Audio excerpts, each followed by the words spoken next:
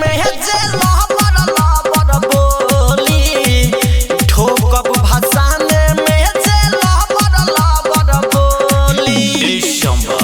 बजाओ तो न्यू गाना न्यू स्टाइल में।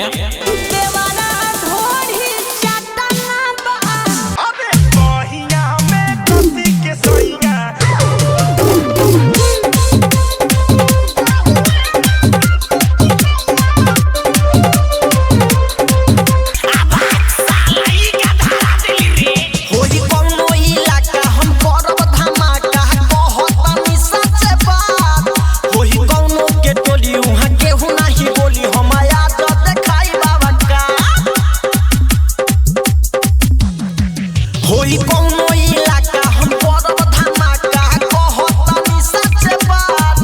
होई कौनो के टोली उहाँ केहू नाही बोली हम आज देखाई बाबा का। साज दे हम ओकरा के जवन जाला बोली ई ठोकब भसाने में ठोकब भसाने में जे ठोकब भसाने में से लबर बोली। भरोसा जन करिया भैया लड़की के जात, भरोसा जन करिया भैया लड़की के जात पर प्यार करली से झट कर रोवाली सो रात। साला ई का धारा दिली रे। पता है शीशम की लकड़ी कोई चंदन से कम नहीं, शीशम की लकड़ी कोई चंदन से कम नहीं और मेरे माँ का दरबार कोई लंदन से कम नहीं। बजाओ रे बोलिया के भाषा वाला गाना उबू डीजे बजाई वो सबके नचाई केहू के ना बाटे माना। जदी कदी है गलती माई के भाषानो में वो करे बाटे निशाना खूब डीजे बजाई वो कमर हिलाई वो केहू के ना बाटे माना।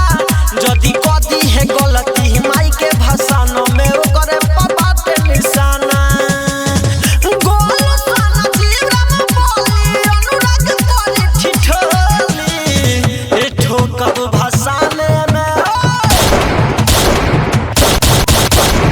ठोकब भसाने में जे लहबर बोली ठोकब भसाने में जे लहबर बोली। रिया रिकॉर्डिंग स्टूडियो नरकटियागंज।